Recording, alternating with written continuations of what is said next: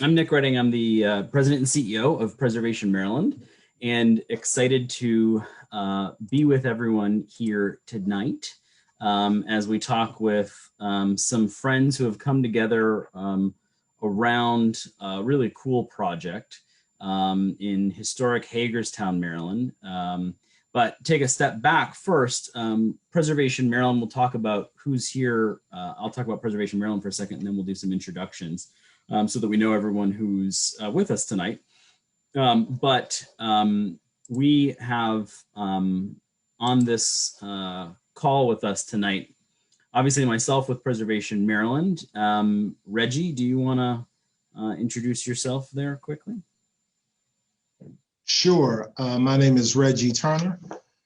I am the chairman of the Western Maryland CDC, and I am also a Maryland Commissioner of African American History and Culture. And then Aaron? I'm Aaron Levinthal. I'm an archaeologist with the Maryland Department of Transportation State Highway Administration, and I worked on the 417 Jonathan Street Archaeology Project. Cool. And then we've got Amy. Hey, I'm Amy Oden. I'm a producer with Maryland Public Television. Mostly do work for digital at the station, and came over to Hagerstown to do some filming. Cool. So as you can see, we have an interesting quartet of different people who have come together around this issue and everything that's going on here. So Preservation Maryland is the statewide historic preservation organization. We're 90 years old here in 2021. So we're founded back in 1931, and we've done a lot of different things during that period of time. And historic property redevelopment is one of them that we've done that has been something we've done early on in our period, and then we took a long time off. And so it's been almost 45 years since we actually purchased a building for rehabilitation. And we got involved in this project in historic Hagerstown, largely because of Reggie and his community partner, Terrence Moore, who have both been strong advocates for the community. And 417 North Jonathan really jumped out as a property that needed to be saved. It was something that was going to be lost otherwise. And so we'll get the chance to talk a little bit about the cabin itself and how there's archaeology in this documentary that's done. But I wondered if maybe, since Reggie knows the community best of everybody on this call, if Reggie, you want to give the short history of Jonathan Street, why it matters, what it is, where it's located, why people should know about this place, and then that kind of gives us an opportunity to center the history of the cabin. Sure. I wrote a few notes, so that there's so much to say about this community that we're learning. I had to narrow it down because you gave me only 2 minutes. So.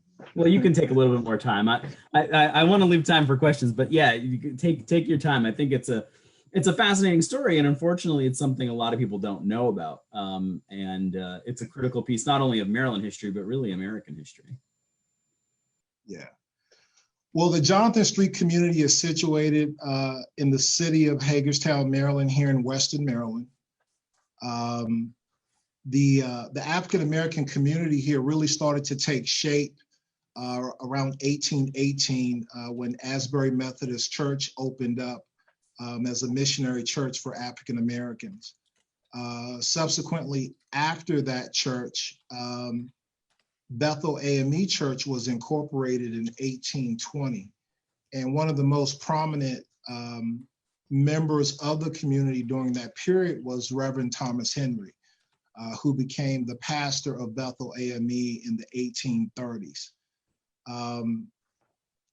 Also kind of working our way through during that time frame, we had the formation of the Moxley Band in the 1850s. And the Moxley Band was a Civil War era band made up of 3 brothers and 9 other members originally. And many of them gained their freedom when they joined the US Colored Troops.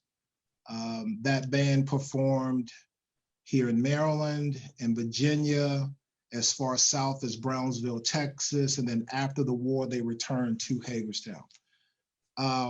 One of the unique things in regards to the community is that Bethel AME Church and the Moxley Band were really the only two kind of institutions that survived kind of pre-war and post-war to be talked about. Also, another prominent member of the community was Jacob Wheaton. Jacob Wheaton was a Civil War nurse that was a member of Bethel AME. He also treated folks in the church, which became a makeshift hospital during the war. And then after the war, in 1868, he became the first Black man in the state of Maryland to vote. The link between Reverend Thomas Henry, the Moxley Band, and Jacob Wheaton is they all attended Bethel AME Church, which was hugely influential in the community in regards to it as a society as a whole, and also politically as well. As we transitioned out of Reconstruction through Lynn Bowman's book that she wrote on Jonathan Street, which I have a copy of here, 10 Weeks on Jonathan Street, she estimates that the community was its most vibrant in the early 1900s. At that time, there were 5 barbershops, there was a candy store, 3 restaurants, 2 saloons, the Harmon Hotel, owned by the wealthiest Black man in the community, Walter Harmon, a laundromat, and 2 grocery stores. In the Jonathan Street community, 2 properties were in the Green Book. That was the Harmon Hotel, which was in the 200 block, and then Ship's Tea Room, that was in the 300 block. The Jonathan Street community was the main thoroughfare through town that led you to all points northeast, and was converted to Route 11 at some point. And then Route 11 was moved from that community in the 80s. And one important point to talk about in regards to the Jonathan Street community, as we moved towards the 1900s, African Americans were funneled into that community, and it became a red line community through the passing of the Civil Rights Act. But it was still a robust business community, entrepreneurial community, through the 60s and even longer. But that started to change over time. All the historic structures, the original structures that I am speaking of, have been lost for the most part. The community has been rezoned to be residential. There are 4 historic districts in the city of Hagerstown, and the Jonathan Street community was excluded from that. And really the municipal government, over time killed the entrepreneurial spirit of this community. And that's where we have stepped in. This relationship with Preservation Maryland started when I was advocating for 335 North Jonathan Street, which was the home of the Moxley Band and also the band room in regards to where they practiced. I reached out to Elizabeth Chateau because I was desperate for help when we were trying to save that structure. She put me in contact with Nick, and I sent him an email. And I guess from there, we will say the rest is history. Yeah, and that brings us up to the present. That's a good connection there. And I remember, I think people watching this, and whether they're watching it live or they watch it the recorded version, and this will be made available in a recorded version. But whether you're working in Hagerstown or you're working in Baltimore or you're working across the country, I think you can take heart from the fact that this is not a story of we found a threatened building and we saved it and it was just this great, wonderful all coming together. Unfortunately, the story starts with that Moxley Band being demolished.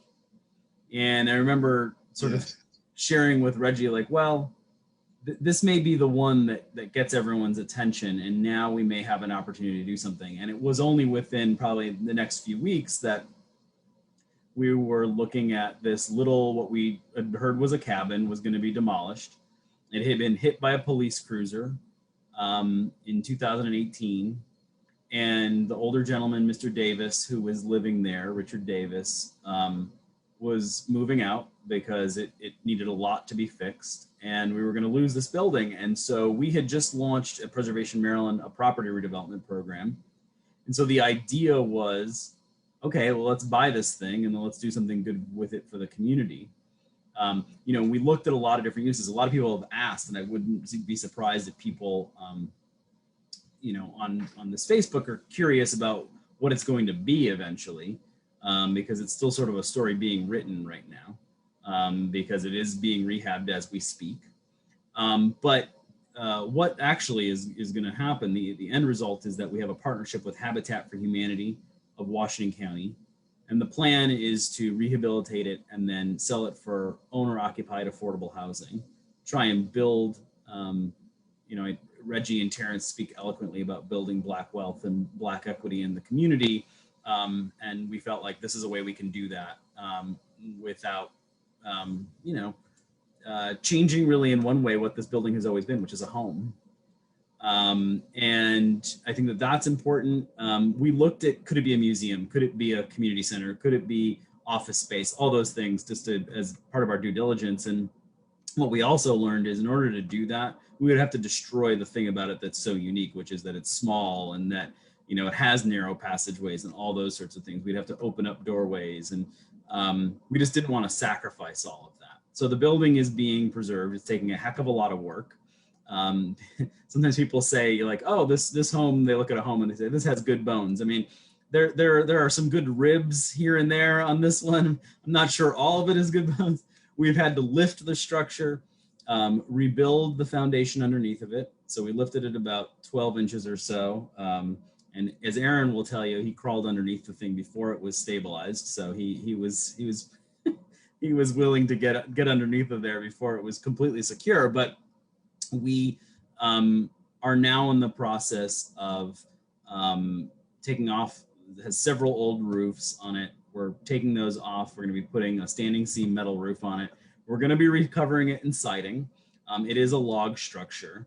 And I'm going to kick it over here to Aaron a little bit to talk about the history that they uncovered as a part of the historical archaeology work and then the actual excavation that was done. But the phase of rehabilitation for those who live in the community or watching from Hagerstown or whomever is interested in this is that it should be done by late May, early June in terms of rehab. And then we're going to hold on to it through the summer, hopefully settling someone in it in the fall, but giving us the opportunity to do some open houses, particularly as the pandemic lifts its nasty grip and we can kind of reconvene in safe ways to allow community members, both from the Jonathan Street community and outside of Jonathan Street, to come in and see the structure, see what's been done, and see the potential that history holds for the community. And the potential for history for this community, and I think most, is not just telling a story about what happened there. That story is incredibly important. And as Reggie mentioned, I mean, it goes back to 1818, making this one of the oldest free Black communities, not only in the state, but in the nation. But it also holds a tremendous potential for that story of building Black equity and Black wealth, for lifting up a community, for revitalizing a community and using the best attributes of its history to sort of launch it into its next chapter, in a story that is to be written. So it is also, as people have probably seen in the local press, it has attracted a tremendous amount of attention. Never hurts when you get the rock star archaeologists out there. Everybody wants to know what they find in the ground. And then MPT, of course, our partners here who are also going to talk tonight, which have done this fantastic job in partnership with the State Highway Administration, the Maryland Department of Transportation, to chronicle this work, so to bring this story forward. And so as a result of Reggie's work and the archaeology side and the documentary side, we've attracted the attention of some other funders, as well as the state of Maryland. And, as was reported in the local press, there's significant infusion of capital coming to tackle more projects on Jonathan Street and take what we had hoped sort of this little cabin that could, this catalyst, and pour sort of, fuel in the fire of revitalization and spread that out to the broader community so that everyone can feel that, from the community center to more historic home rehabs and beyond. So we're thrilled to be a part of that and to try and help start something that is even more sustainable. And we're just pleased that the board was crazy enough to allow me to go out and buy this thing.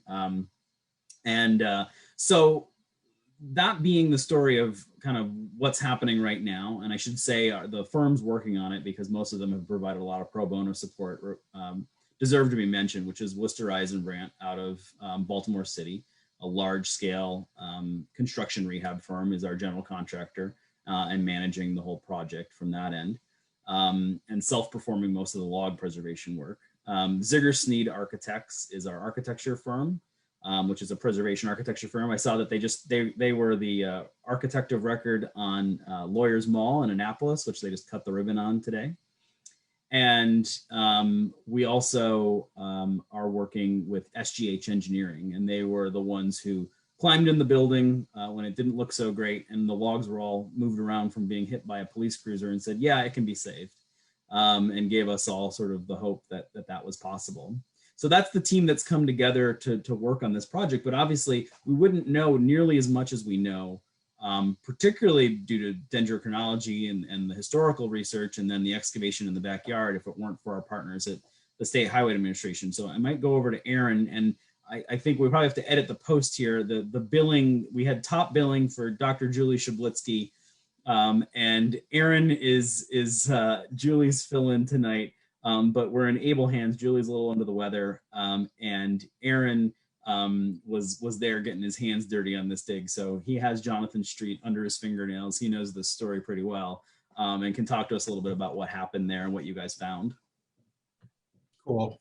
Okay, so I've got some notes because we found out a lot of information, and I'm going to go through these, and there's probably going to be questions about artifacts and the process. So anyway, again, I'm Aaron Levinthal. I work for the MDOT SHA, and I'm an archaeologist. I worked on the project. And so how we conducted our survey was such, like, first we went out to the site and completed a site visit, because we needed to see what we were dealing with and what site conditions were like. You know, we heard that a police cruiser ran into the building, so we really didn't know what to expect. But we were looking for surface features, namely, you know, things like old wells or old outhouse holes, etc. And after our initial visit, we undertook a little bit of historic research of our own. So we investigated the title chain, got into the historic censuses, and did a little bit of genealogical research ourselves. And we did that in order to get an idea of whose past we were dealing with out there. And because of our research, we're able to glean information about the ethnicities, occupations, household economies, and numbers of people in households, and a few other interesting facts about the people that lived at the house site at 417. After that, we compiled and researched historic maps to try and figure out how the property and the surroundings evolved over time, like when the area transitioned from undeveloped land to farmland to urban land, how and when the block and neighborhood filled out, if there were additions or subtractions from the house or from the property itself, and the ages and the types of surrounding properties around the house. Then we dipped a little bit into what's known about the natural environment, primarily because we needed to know what types of soils we could anticipate and whether or not, you know, there were natural soils at all on the lot, or if we were going to deal with property that had been cut and filled. Then we had a dendrochronology study completed. Wood samples were taken from the original building members, and then they were analyzed in the hopes of finding out the dates of when the trees were felled and the time after felling when the house was then constructed.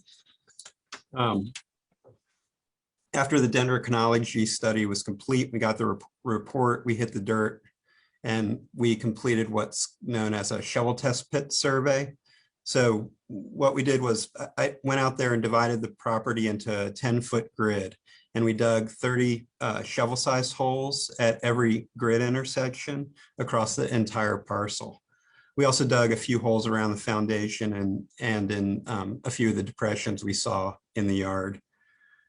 Each hole was about 1.5 feet deep, and that's to the depth of culturally sterile subsoil. So, you know, the time pre-humans in North America.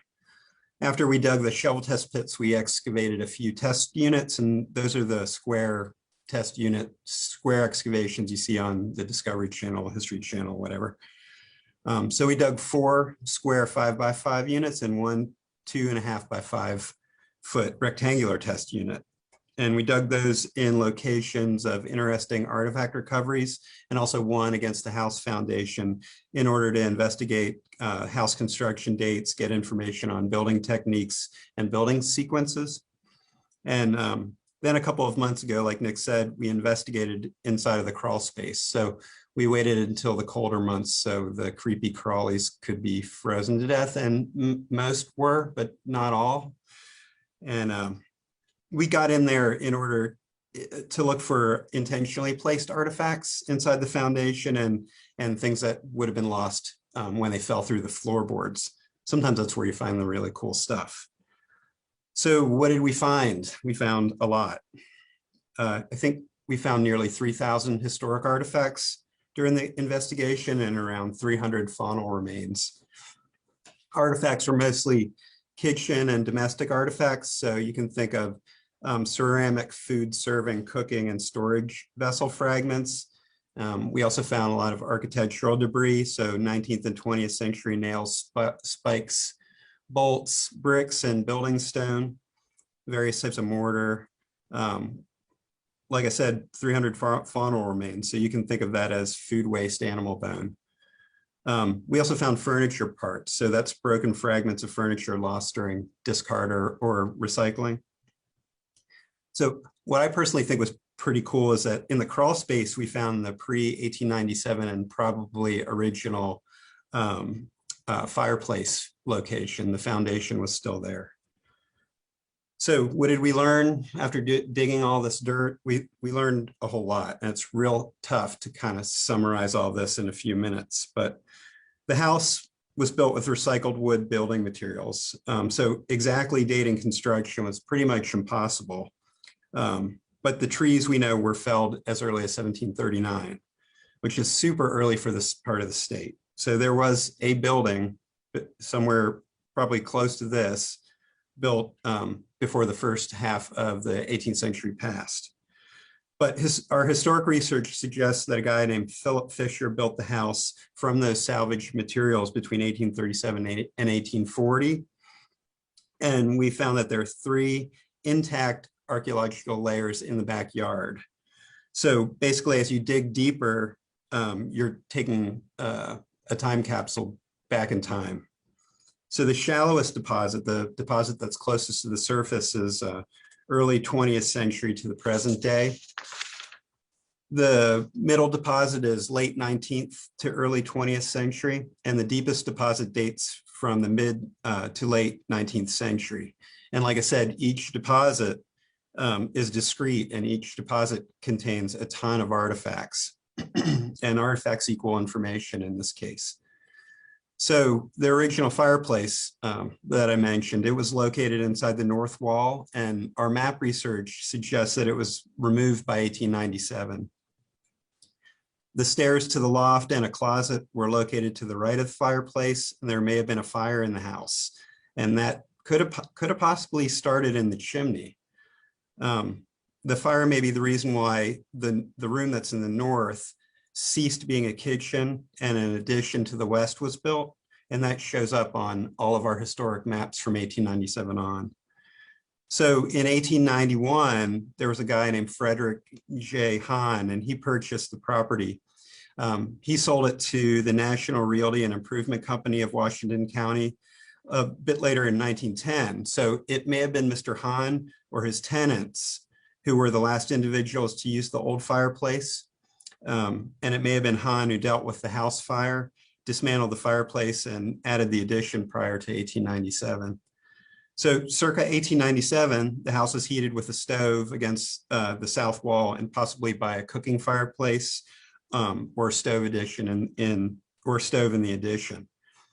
So prior to the late 19th century addition, the house's room layout resembled a traditional old world German house plan that was brought to the New World by early German immigrants. And during the 18th and early 19th centuries, that house type that you see at 417 Jonathan was commonly found on the Maryland and Pennsylvania frontier. Philip Fisher, the guy who built the house, and the earliest occupants were probably of German heritage. And the earliest artifacts from the deepest buried surface that we recorded is associated with these people. So some of the artifacts that we recovered from the steep level include fragments of ceramic tablewares.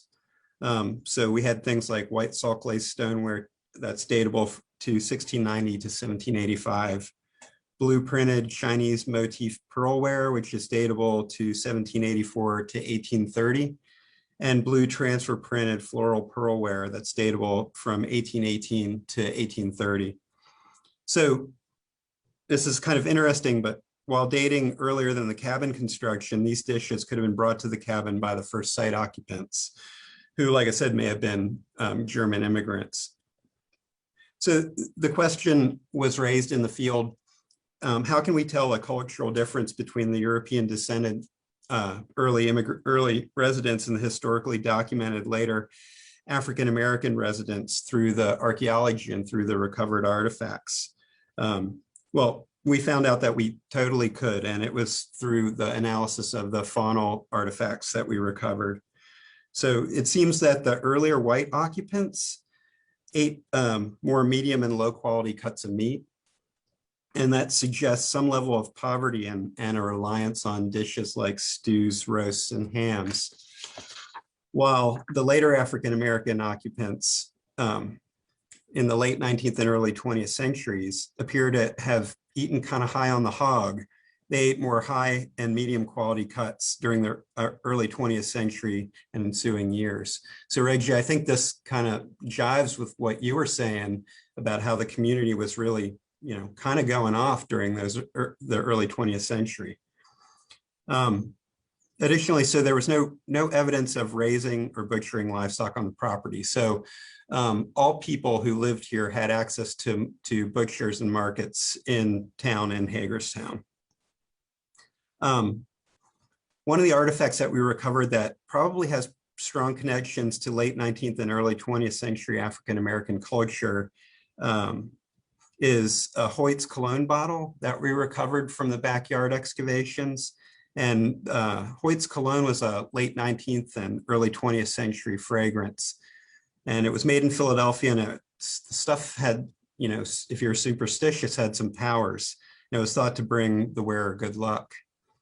Other possible folk magic related artifacts that we recovered, and these aren't necessarily related to African-American culture, you know, European American cultures practice folk magic, and some of the artifacts that I'm going to talk about next, you know, they kind of are cross-cultural.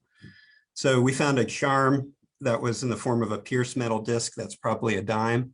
And so it was pierced because it was worn around the neck or around the wrist, and it's a good luck charm. And then this one is really pretty neat. So we found a cat heel bone, and there's use wear on the cat heel bone, like it had been carried around and rubbed a lot. And so we did a little bit of research on folk magic, and there's stuff out there on the web about witch bones and cat bones. Basically, that artifact would have functioned similar to how a rabbit's foot would function today. Good luck charm. So that kind of wraps it up. And, you know, I'd like to say, like, you know, this was a great project to do in Hagerstown, because archaeologically, this part of the state doesn't get a lot of attention. And Hagerstown, in this neighborhood specifically, it's got a ton of American history in it. And it was great to do it. I had a great time.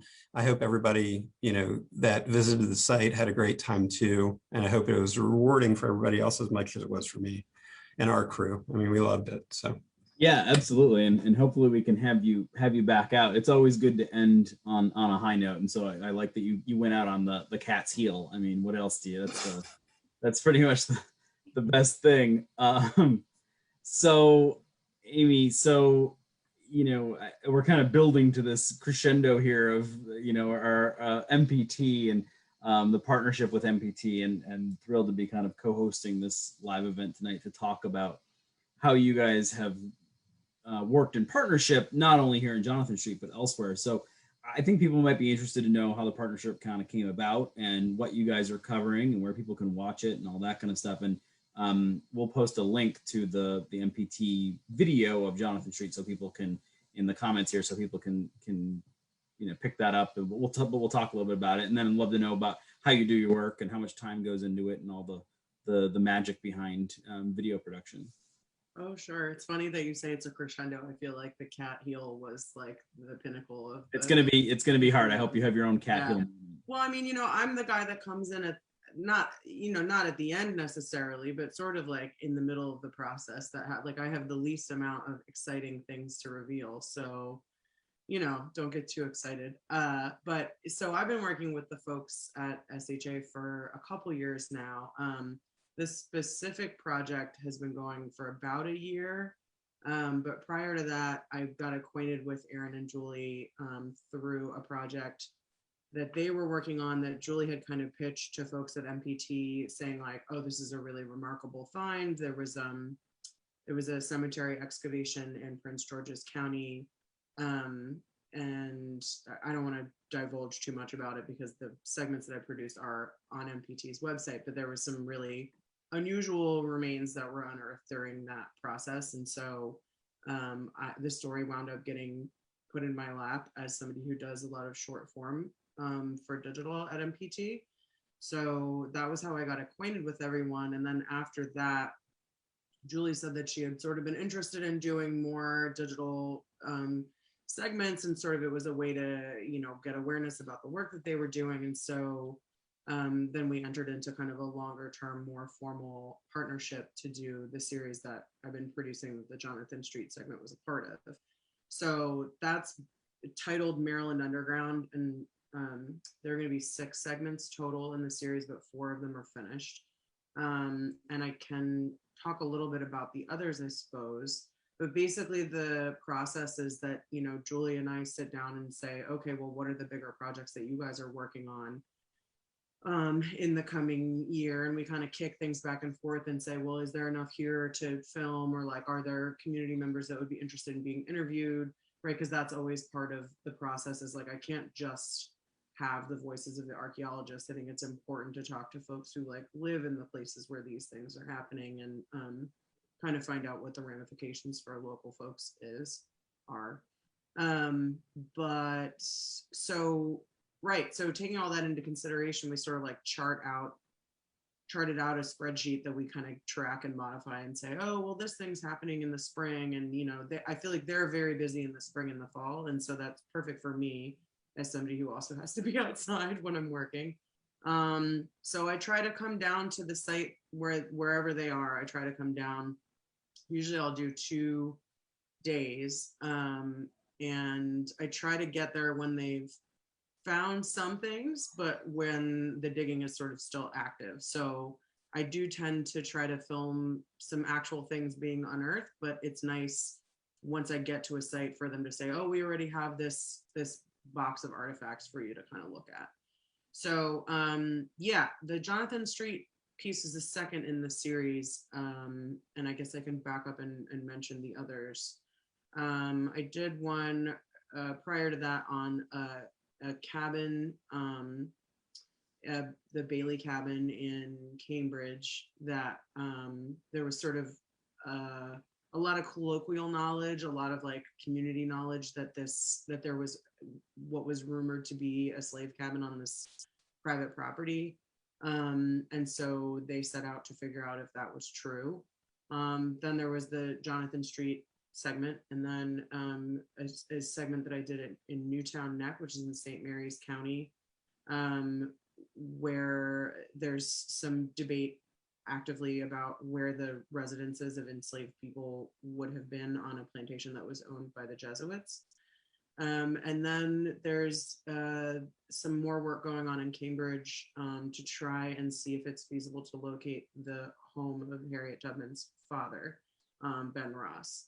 So those are the 4 segments that have already finished and just went back to Cambridge to shoot more on the hunt for Ben Ross's cabin recently.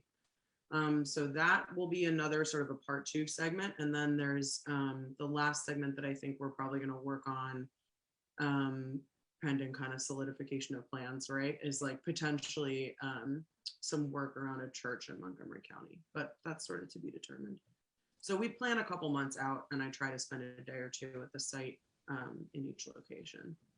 But and so how much footage are you shooting, and how much editing time does it take to do? Because they're pretty tight little pieces. Are they, maybe give people a sense for that, particularly if they're listening in and curious how this kind of gets made, and or if they're thinking about doing something for a site of their own? Oh, sure. Yeah. So for each of these, I tend to shoot 2 interviews a piece. And they're usually pretty quick interviews, you know, definitely less than half an hour, probably more like 15 minutes. And then I like to do the interviews first because I like to sort of get an idea of the sound bites that I might use later, and sort of like what I think is interesting that I could translate into a visual idea that somebody said. So I like to try to get those not out of the way first, but I like to try to get them in the can, as they say, first. And then I just sort of stick around and I'm a fly on the wall, and shoot whatever I can to illustrate the things that have been told to me. And then editing is, yeah, usually a week or 2. I feel like it's kind of hard to put a firm number on it because I'm always like spinning a bunch of different plates. But yeah, once I actually sort of sit down and glue myself to it, it's at least 5 days. Cool. Well, I think that, you know, obviously the video, you know, it brings a lot of attention to this project and kind of brings it to life. And I feel like in a sense, it's like the perfect marriage of archaeology and outreach, because the archaeology really brings to life people who otherwise would sort of be lost to history. Right? I think that's one of the beautiful things about archaeology. I think a lot of times people kind of like struggle with, well, why does it matter to dig up, you know, pottery sherds from the 1780s? Like, what does that tell us? But obviously, or a bone for that matter. But obviously, as Aaron was saying, I mean, this tells us what they ate, and that, you know, that there was poverty at one point, and then things got better for a different group of people who were there. And why is that? And that they had superstitions and worries and anxieties just like we did, in living through outbreaks of disease and pandemics just like we do. And it's so much harder to disassociate yourself from the past, or say, well, that's old stuff and it doesn't impact my life today, to see those connections. And I feel like the archaeology brings that to life, and the video puts it in front of everyone in a medium that, you know, they're familiar with. So it's incredibly important work, and so good to see the State Highway Administration's like amazing research program, which I think a lot of people who don't live and breathe preservation, you know, when we said like, well, we're working with State Highway Administration, Maryland Department of Transportation, and they're like, are they building a road there? You know, and so we have to explain that they have one of the most robust, if not the most robust, research programs for archaeology in the state, and are just doing tremendous work. Aaron, I'm curious, you mentioned, and please, if people are watching and have any questions, we'd be happy to answer them. We have a little bit of time here. And I'm going to talk about sort of the next steps for the project and how people can get involved. But Aaron, you said that there wasn't as much archaeology getting done in places like Hagerstown, western part of the state. What drives that? What do you think is a part of that? Is it just a matter of you guys can't be everywhere at all times? Is it regulatory driven? And I suppose, you know, it'd be good to have you back, but what accounts for that? Do you know? Well, it's a combination of things. So the archaeology that gets done out there that's state highway administration related is regulatory driven. But, you know, a lot of the time, our surveys are linear along existing roads. You know, occasionally we build a new road and then we will do a lot of archaeology. But really, some of the counties in Maryland, they just don't have the strongest preservation ordinances. So archaeology isn't required before a building is torn down or a potential site is destroyed. I mean, it's kind of simple as that. There just aren't the regulations out there that would require this type of research that would, you know, dig up and provide information to the public that's interesting, you know, informative, links today to the past, teaches lessons, you know, enhances quality of life in general. Yeah, it makes sense. And, you know, obviously, can't speak to Washington County's archaeological ordinance, but I know here in Frederick County where I live, we don't have one, and they're working on one. I know County Executive Gardner has been a champion of preservation here and expanding that. And I know certain counties have really robust archaeological programs like Anne Arundel County, and Prince George's and Montgomery, and then it, you know, it waxes and wanes. And obviously, I think sometimes it is difficult to make that compelling argument for it because, again, people just kind of get back to like, well, it's just stuff from the ground. But it really does tell a story. You know, Reggie, I'm curious the kind of I think it's interesting, all well and good to talk about the project, but any sense for feedback from the community? What are people saying about this kind of project? How has archaeology changed their opinion on what's going on? Has it opened people's eyes to this? I think it's important for people to think about that when they're tackling a project in their community. If there's an opportunity for archaeology and things like that, is it changing perceptions? It is truly changing perceptions in our community. You know, as the Johnson Street community deteriorated, there has been a negative connotation in the broader community about it, that it wasn't of worth value. And unfortunately, if you read our local newspaper, the Herald Mail, you'll still see a lot of that sentiment in those that don't understand and don't care. But this is no longer just the Jonathan Street community. It is the historic Jonathan Street community, which is hugely important. And to truly bring this story, you know, to bring this community back, we have to continue to dig and reckon with the past and how did it get to the point of where it is. You know, and as a financial advisor, you know, I understand that the economics are important as well, right? Because you can't throw a lot of money at projects and without a return on investment and think that you're still going to be able to get funds. You know, and what I look at through the lens of a financial advisor is, and I tell this story many times, is that the average white family has a net worth of $171,000. The average Black family has a net worth of $17,000. And by 2053, it is estimated that African Americans will have a negative net worth. The quickest way that we can stabilize just this community itself, which is a microcosm of communities all over the country, is home ownership, stabilizing home ownership. This went from the early 1900s to an African American owned community, entrepreneurial community. Now it's mainly renters.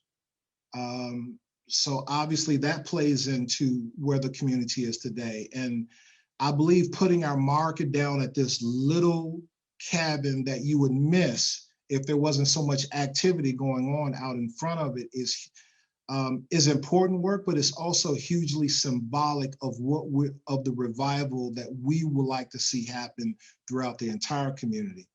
And it's really exciting to see you know, Secretary Holt and others recognize that vision, looking at the historic ties and the structures that are left and the value that is there to the community.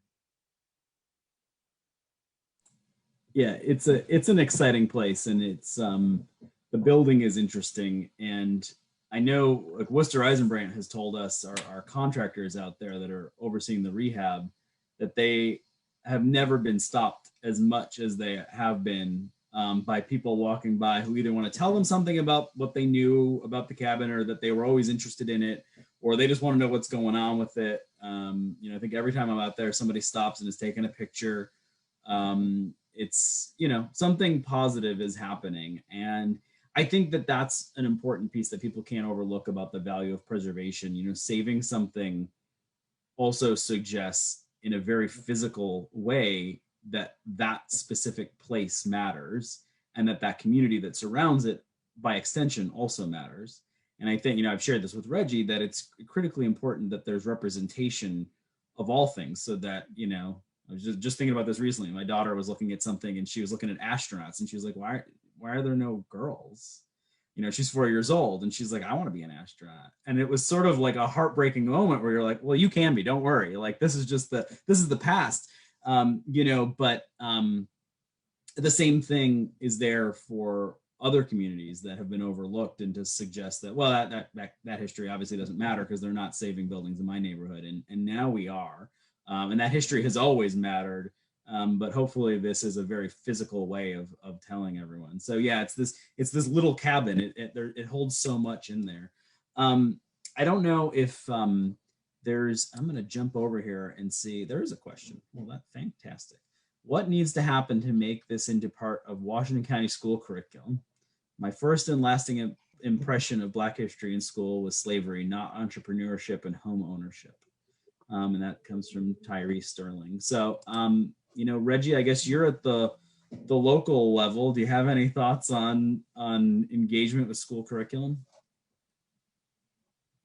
We're working on it.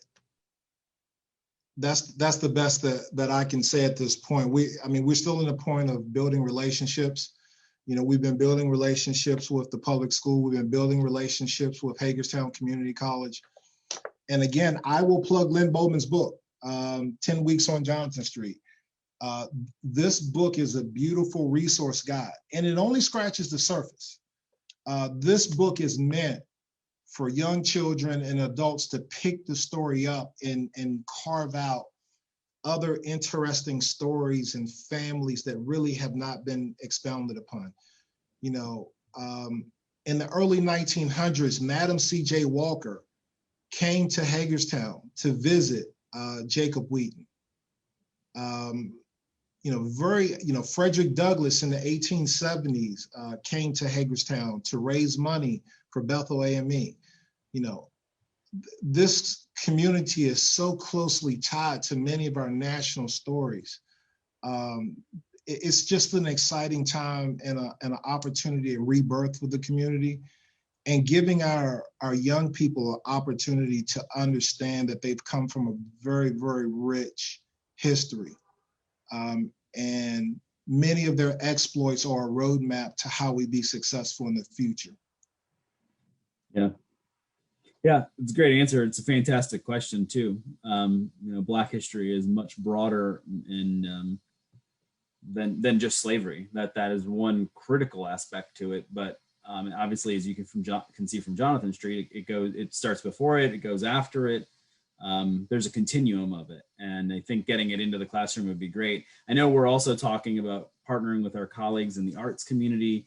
I know the Museum of Fine Arts in Hagerstown has been really a champion of trying to get more engaged, and so we're hoping to be announcing some joint programming with them about sketching Jonathan Street and getting out there and sort of seeing the history and taking some time to really look at it, because there's really some quite beautiful buildings there. I mean, I'm a sucker for the log building, so I'm cool with 417, but there's a bunch of really beautiful buildings up and down that street that, you know, if you just drive past, you're going to overlook. So it's an opportunity to slow down and sort of be present with the history in the community, and our colleagues there have been great, as have the Heart of the Civil War Heritage Area.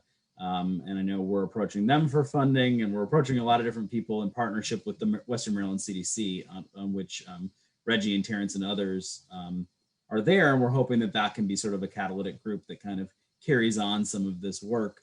As a statewide group, you know, we're looking for projects all across the state that we're engaging in. We have another property redevelopment project on City Dock in Annapolis, very different place than Jonathan Street, right at the water's edge, where we're going to be lifting the last standing waterman's cottage, the Burtis House, to elevate it outside of what's expected to be the sea level rise down there at City Dock. So from community revitalization to climate change adaptation, we're tackling and trying to put preservation in the middle of interesting and relevant conversations. And we also have a workforce development program, which we're hoping to bring to these projects, that's in partnership with the National Park Service. We're actually training young adults and recent veterans in partnership with our colleagues at the Park Service and supporting their work to get more people involved in historic trades work. So preservation really sits at the juncture of a lot of important conversations, which is why we're so happy to be able to bring this one to everyone tonight. In terms of next steps for Jonathan Street, the links are below in this video where you can learn more about what's happening there. Some update videos that we did a couple weeks ago. We're gonna have some more coming about sort of where we're at currently on the project. There's always an opportunity to give. And the cool thing about giving to a project like this is it goes into our revolving fund. So when the money is deployed to Jonathan Street, eventually it will be sold because it's a habitat home. It'll be sold at a very affordable price, but anything that comes back to us goes into the revolving fund so we can revolve it again. So in a sense, you're making a gift in perpetuity when you support that fund, which is fantastic stuff. So I guess seeing if there's any other questions out here, a few more comments. Well, there's a question about metal detecting, and you know, we're gonna have a conversation forthcoming about how the metal detecting community and archaeologists can work together a little bit better. I don't know, Aaron, if you want to preempt that conversation or talk about that at all. And then also, I know that's a tough one to dive into, but I'm also curious just where you're digging currently. Are you out in the field putting shovels in the ground right now? We just got back. I just got back yesterday, so hence the early season tan. So we were working on the Eastern Shore in Blackwater, and so we made some pretty cool discoveries that I think are going to hit the news in a couple of weeks. So I can't spoil that. But yeah, metal detecting. We work with metal detectors ourselves. I have a metal detector, and we work with avocational metal detectorists occasionally. You know, some of these guys that do this stuff on the weekends, they have the best information because they do this stuff every weekend as a hobby. So in the past, there's been a lot of kind of a prickly relationship between some archaeologists and avocational metal detectorists. But I think, you know, as the years pass, that's kind of, that relationship is starting to warm. And I think that's a good thing. Yeah. And we have a whole conversation coming up that we're doing with the Maryland Historical Trust about sort of the partnership between the two that people can tune into, which is a very different topic. Amy, are you working on any cool documentary projects beyond the archaeology side that people should keep an eye out for? Oh, sure. We're always doing a bunch of different stuff at MPT. So right now, things have been a little bit shorter form than usual, just due to the pandemic, most of it. But there's some ongoing series work there.